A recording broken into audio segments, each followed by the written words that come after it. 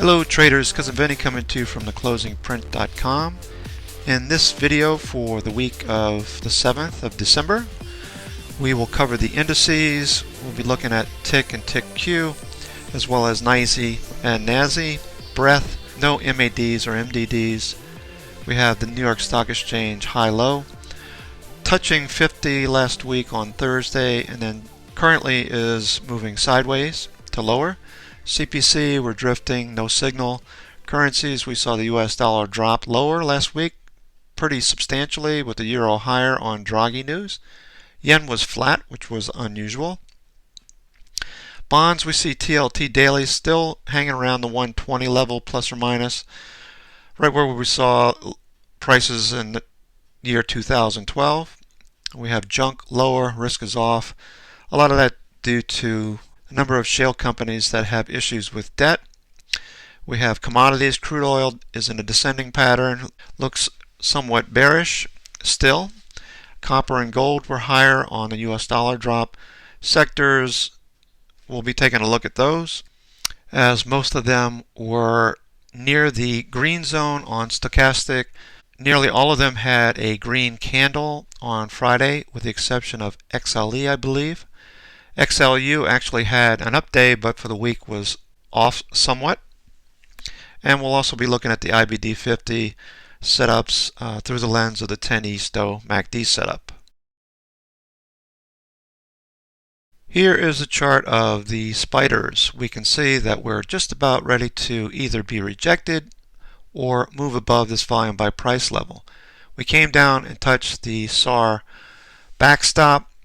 We hit the 236 from this pivot high down to the pivot low that we saw on August 24th. Had some decent volume, greater than most of the other down days previously. We see MACD trying to get back above zero and STO drifting lower. We'll watch for that to turn back up this week. As we currently see higher lows, we have yet to put in a higher high at this point, so we're watching this triangle pattern here.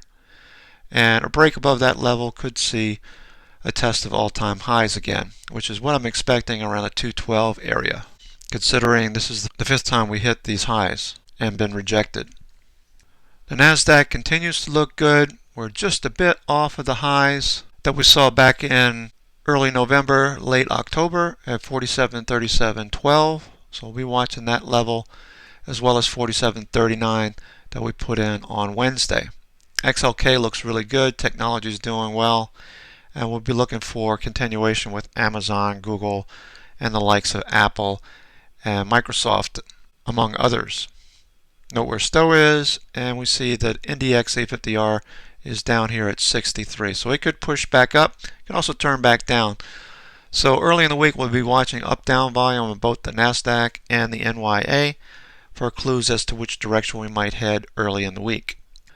IWM, as well as RUT, the Russell 2000, continues to get rejected at these levels that we saw back in early 2015. Came back down and hit those support levels several times. The last time in August, we dropped lower and we consolidated and continue to put in higher lows. We'd like to see this moving higher and break through this level this week. Note where STO is, and MACD is positive. STO could turn back up this week. Here is tick cumulative for the past 6 months. We hit those lows in August, continue to trend higher. The moving average, the 10 EMA, continues to push higher. On Friday, we had a little push back up when a lot of people thought that we might be dropping and crossing over. It actually bounced, and we moved off of the lower Bollinger Band on the S&P 500. A view of the tick cumulative for the NASDAQ gives you pretty much the same view. Had a nice trend higher.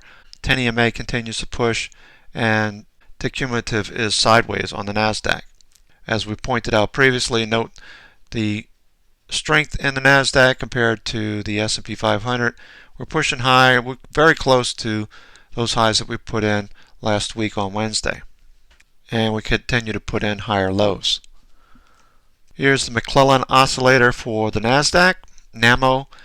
We can see that we closed at 3.34. We had a pretty good day on Friday. We briefly dipped down below the zero line, and now we're pushing back above. So if this continues, continue to watch NASDAQ and the stocks therein, Amazon, Microsoft, Google, and Apple. The McClellan oscillator for the New York Stock Exchange, NYMO, we're still below the zero line. We had a push above zero last week, and then of course we failed on Wednesday and Thursday, just pushing back higher on Friday. So watch your NYSE, watch NYMO during the week. We look at all of these indicators together, not one more than another. Depends on what we're seeing in terms of volume, but for the most part, breadth and volume work together along with price. We'll be watching NYMO as well as NAMO for the NASDAQ this week for early indications which direction we might anticipate. Here's VIX, the volatility index, the front month. We had this nice little pop near the 20 zone. We like when we hit near that zone to look for a fade. That's what we got. And we had a nice little trade on Friday. Thursday gave us a lot of clues as to the possible change in direction. VXN for the NASDAQ gave us a similar look. We had a nice move and a fade off of the 20 level. Here's a chart of VXX. On Thursday we took some puts when we saw this reversal candle right around 2:30. That trade actually turned out quite well. We took profits toward the end of the day. The remaining position, we have no VIX puts at this point, so we'll be watching for any similar setups this week. Here's the New York Stock Exchange Composite Index. Note the high-low. We hit 50. We were anticipating that could continue to move higher. We have the slow stow very near the green zone. That could turn back up. We saw a little bit less than volume that we saw on Thursday. But we did bounce off of this zone. We're watching those levels, the 50-period moving average, as well as the 10-period EMA. Price get back above that and test this trend line one more time. Possibly get up here and test the 200-period moving average. Here's a 15-minute chart of the New York Stock Exchange advanced decline. Note the lows that we saw on Wednesday and Thursday. The moving average crossed back above zero and now will remain positive for the most part as we continue to trend higher. Again, remember this is the 15-minute chart, so we're watching for the New York Stock Exchange advanced decline to continue to move higher on Monday. If we're bullish and bearish, we'd want to see this drop back down below the zero line. Here is the New York Stock Exchange Composite 30-minute chart. Note where prices are. We have the 10-period EMA above the 30. The 30 is trying to change direction. Friday we did have a nice little move above 1-to-1. We saw 2-to-1 for most of the day. NASDAQ continued to look better. We have these two up days on Thursday and Friday. When I say up day, I mean that we had reddish. We had a red trend on Wednesday and Thursday. And here's the comp with the same information, up-down volume, very clearly positive on Friday after a tepid down day on Wednesday, and then that increased on Thursday, obviously, and we dropped down below the moving averages here, the 50 period. Here's the 200 period on the 30-minute. Prices moved right back above all of those on Friday as we saw up-down volume clearly to the bullish side. So that's what we want to see this week. If you're bullish, if you're bearish, you want to see a continuation of up-down volume on the negative side. Here is the US dollar. Note that we came right at this level we were talking about last week, nearly touched 100.71. We were talking about this horizontal range. We're moving back down. We came very close to the 50-period moving average, the green line, and we have the lower Bollinger Band. So with the 200 period down below, we're watching all these levels this week for any signs that the US dollar might move lower. If we do see that, we'd start looking at commodities from a different perspective. We'll cover that in a minute. With the dollar lower, the Australian dollar was actually higher. That plays into the whole gold trade in the sense that there's a lot of mining related companies in the Australian economy, and with the Australian dollar moving higher, that generally moves in the same direction as gold. So if you're bullish gold, you want to see this continue to move higher and the dollar move lower, generally speaking. Let's take a look at the yen, which for the most part didn't move at all on Friday, which is a bit odd. Been moving sideways in this range between 81 and 81.75. We'll be watching for a direction in the yen. No MACD's crossing, and STO is stuck right around 50. With the dollar lower, you have this look on copper. It's a bear flag for the most part, but it looks like it's going to try to trend higher, holding this level. We have a little curvy pocket here up to around $2.20. Gold had a nice day on Thursday and Friday, pushing higher towards the upper Bollinger Band. We still have a lot of congestion up here in terms of volume by price. SLO is moving higher. MACD looks like it wants to cross the zero line on a short duration, so we'll watch that as well for some sort of trade on gold. Silver had a very similar move. We had a gap up. We have these volume by price bars to deal with the 50-period moving average turning down right overhead, right around 1430. Nice volume. MACD and STO are both pointing higher. WTIC light sweet crude continues to show this bearish pattern developing. Volume by price is really thick overhead. We have the moving averages all descending and overhead as well. So crude still looks somewhat bearish. I didn't think this was going to happen, but we did have this breakdown in late October, early November, and then prices just continue to deteriorate from that level. Bonds continue to reflect this sideways action for the most part, right around the 120 level. The 20-year STO is moving lower, MACD is moving sideways. Not much to see here. The weekly looks pretty much the same. We're at the same levels that we saw back in 2012, basically. Junk bonds are also pretty much risk off. We have a higher low for the most part, but with the shale plays and the bad debt in the energy sector going to be playing out more than likely in the next few months, towards the end of the year and the first of 2016, not really that interested in trading anything on the junk bond side.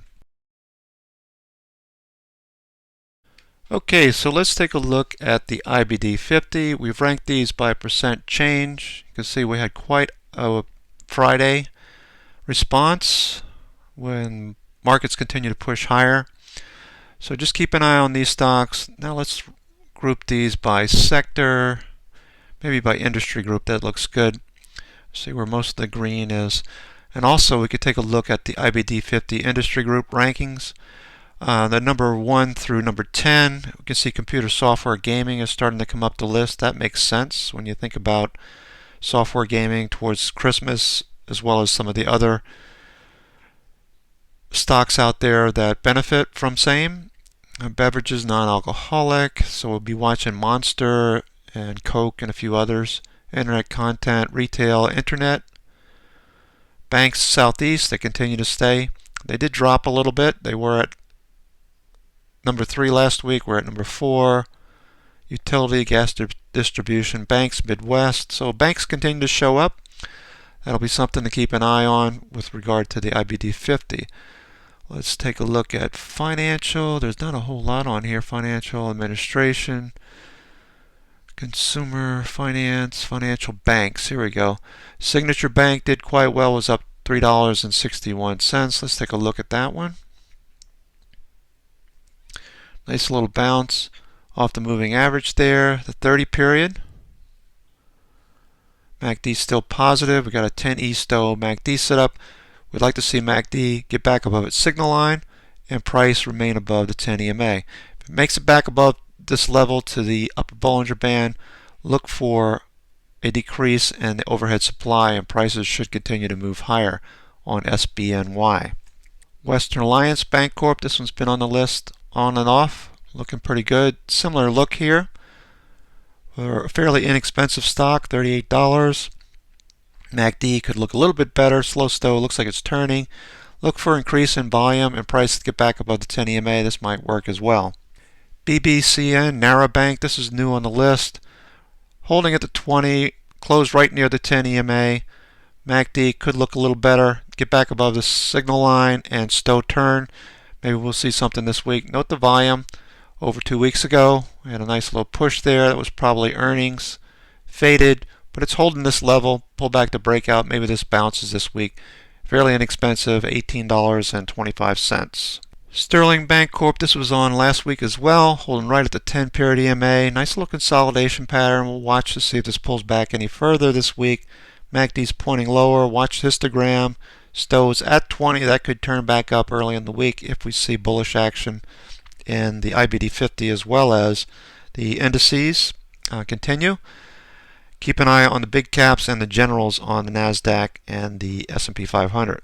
Here is the IBD50 in a candle glance format. Very quickly, you can look through these and see what kind of patterns we have. AYI, nice little push up the 20-period moving average. BABA, looks like BABA's going to break out here. This could be interesting. Very nice pattern here. Nice and clean. MACD staying positive. Stowe's a little bit overbought, but look for a push above this level. If it gets back above this volume by price level, we could see higher prices on BABA very easily.